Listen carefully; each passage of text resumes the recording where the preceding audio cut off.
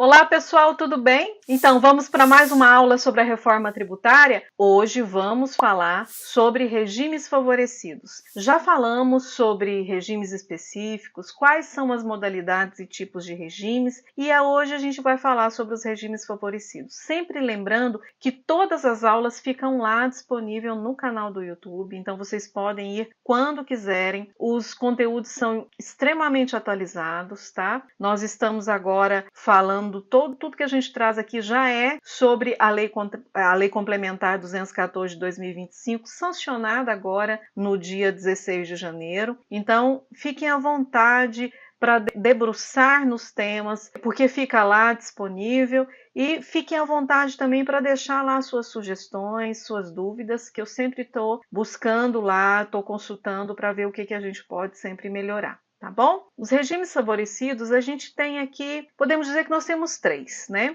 São os regimes dado para a Zona Franca de Manaus, para a área de livre comércio e também, podemos dizer assim, para as empresas do Simples Nacional. Então, tanto para a Zona Franca de Manaus quanto para a área de livre comércio, a habilitação para as empresas lá dentro continua a mesma que a gente já conhece hoje. Precisa de inscrição na SUFRAMA, né? Se dentro da Zona Franca de Manaus tiverem produtos que são de fabricação de armas e munição, de fumos e seus derivados, petróleo, combustível, determinados produtos que, via de regra, fazem mal à saúde e ao meio ambiente, também para dentro da Zona Franca de Manaus esses benefícios não serão dados. Então, é importante trazer esses pontos aqui, tanto para a Zona Franca de Manaus quanto para a área de livre comércio. Então, agora, nesse momento, a gente vai focar na Zona Franca de Manaus. Depois, passaremos para a área de livre comércio e, por fim, finalizamos no Simples Nacional. Então, vamos falar agora sobre a Zona Franca de Manaus, lembrando que existe dentro de todo o contexto da Zona Franca de Manaus vários tipos de benefícios. Então, temos benefícios de suspensão do IBS e da CBS, temos crédito presumido só de IBS, temos crédito presumido de IBS e CBS, temos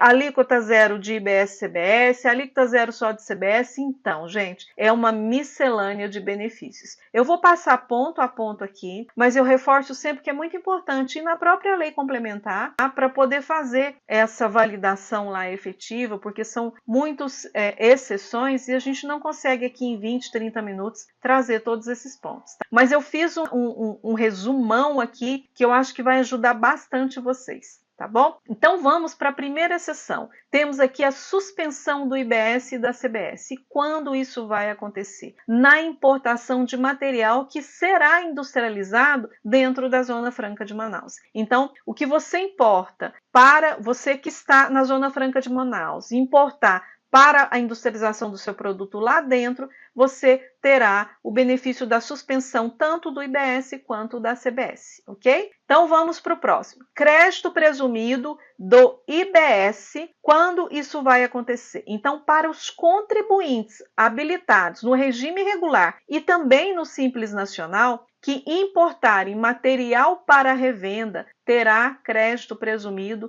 de 50% do IBS. Aqui não estamos falando de CBS, apenas IBS. Tá bom? Então, terá 50% de crédito presumido. O que é o crédito presumido? Hoje, na nossa legislação já existe. O fisco diz o seguinte, olha, nas minhas vendas, eu vou dar X% de crédito presumido para você efetuar os créditos dessa operação.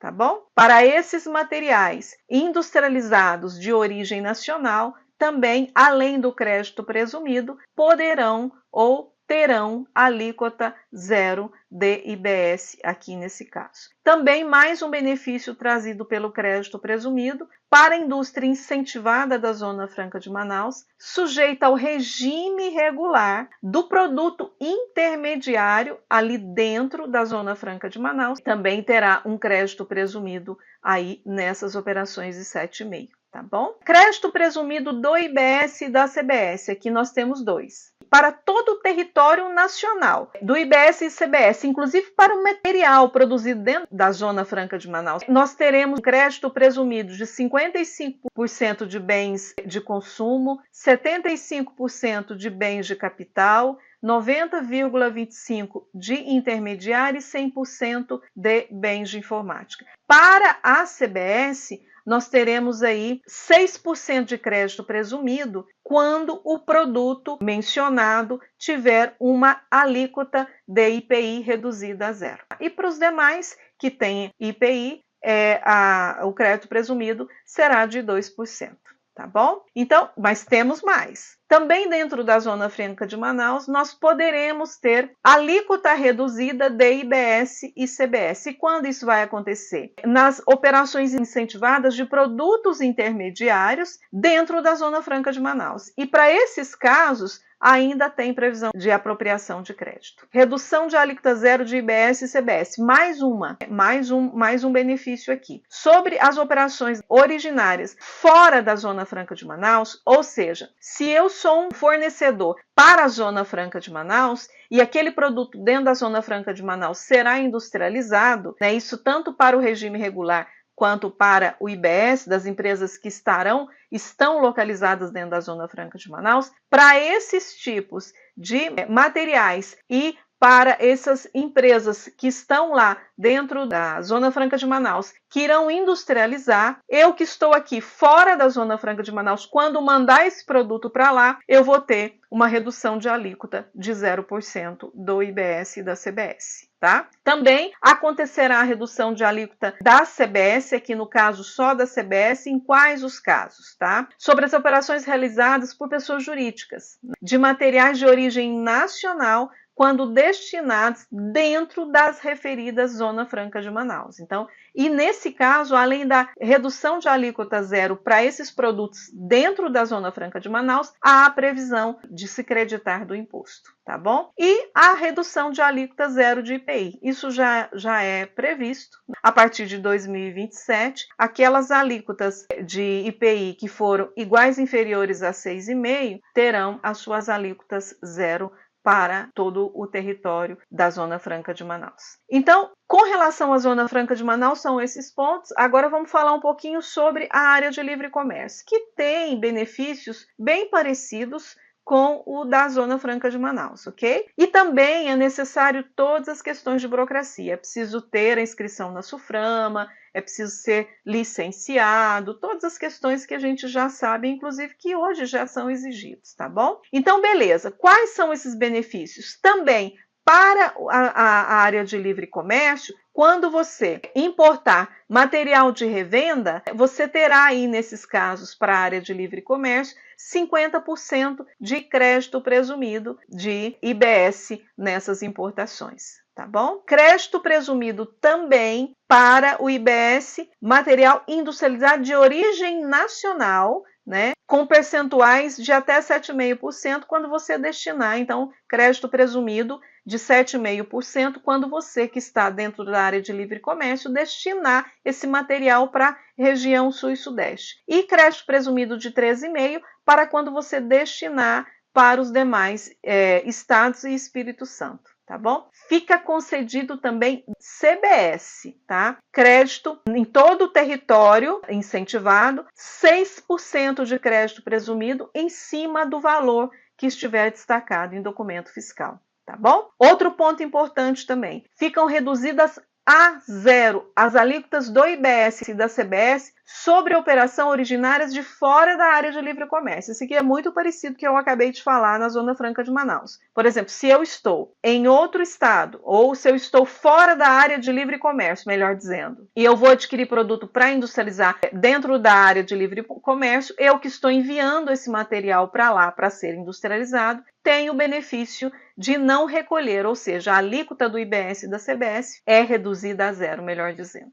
Tá bom? E também a gente tem redução de alíquota zero só da CBS, dentro da área de livre comércio. Existe essa previsibilidade de alíquota zero, tanto de material quanto de serviço, desde que dentro da área de livre comércio, podendo, nesses casos, até efetuar os créditos, tá bom? Dessas operações. Então, basicamente, são esses pontos com relação à Zona Franca de Manaus e à área de livre comércio. Agora a gente vai entrar no último desses regimes favorecidos, que foi assim que foi dado esse nome dentro da reforma tributária, que é o Simples Nacional. Via de regra, gente, para o Simples Nacional nada mudou. Então, o Simples Nacional, as regras dele continuam a mesma. O que muda? Que talvez indiretamente o Simples Nacional sentirá o reflexo da reforma tributária. E por quê? Porque, por exemplo, estou no regime regular, ou seja, hoje eu sou contribuinte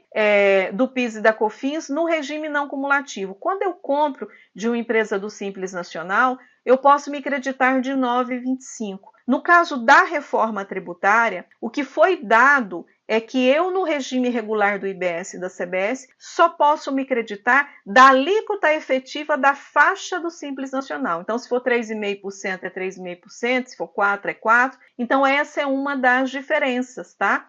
Que é trazida do nosso regime atual para a reforma tributária. Tá? Mas, por exemplo, eu posso, no regime regular, efetuar meus créditos tranquilamente do valor pago pelo Simples Nacional, só que na faixa dele. Tá? Outro ponto importante é que, por exemplo, e isso hoje já é e continua sendo, né, na reforma tributária, é que a empresa do Simples Nacional não poderá acreditar, se ele tomar, né, o serviço, se ele comprar um produto de empresas no regime regular, ele não poderá efetuar os créditos, tá bom? Outro ponto importante também que eu trago aqui e que muitas vezes a gente tem que tomar um certo cuidado, gente, por quê? Porque talvez em algumas situações, as empresas do Simples Nacional precisarão optar pelo regime regular. Mas isso tudo é análise, a gente tem que fazer estudo de caso para ver se realmente é necessário. Por quê? Por causa disso. Porque pode ser que na reforma tributária o imposto não é uma moeda de troca, como é hoje. Então, a empresa do Simples Nacional ela tem que, por si só, ser competitiva. Tá? Ela não pode depender de um tributo, de uma diferença mais de tributo para isso. Então, nesses casos, pode ser que ela inviabilize em alguns momentos, porque se eu estou no regime regular, todo o crédito que eu tomo, ele melhora o meu custo.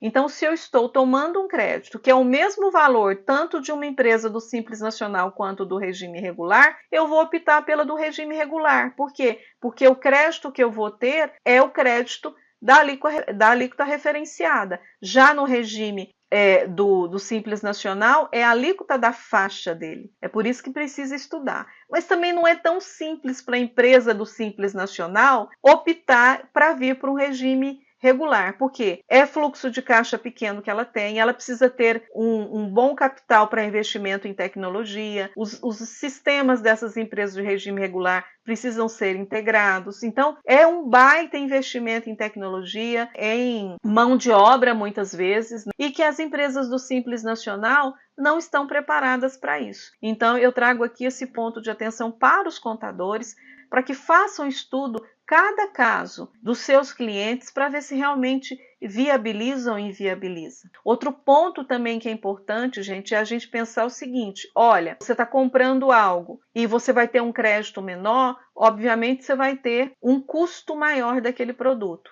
que é um ponto de cuidado com as empresas do Simples Nacional. Mas, para além disso, tem as questões que as empresas no regime regular do IBS e da CBS só poderão fazer o uso do crédito se o imposto for devidamente comprovado seu pagamento. Então, além de tudo isso, as empresas do Simples Nacional precisam ser adimplentes. Elas não podem ter, por exemplo, impostos sem recolher, porque é mais um ponto para que as empresas do regime regular optem por empresas que tenham um controle maior da sua parte tributária e tudo. Então, gente, são esses pontos que eu queria trazer para vocês sobre os regimes favorecidos. Para o Simples Nacional, é importantíssimo que a gente tenha muita cautela para ver se realmente compensa ou se não compensa. Tá? E dos regimes da Zona Franca de Manaus e a área de livre comércio, a gente viu que os benefícios são bem parecidos, né? E o que eu tinha para passar para vocês sobre o regime favorecido é isso, lembrando que essa aula ficará disponível no meu canal do YouTube a qualquer momento para que vocês possam consultar. E eu aguardo vocês numa próxima aula. Um grande abraço. Tchau, tchau.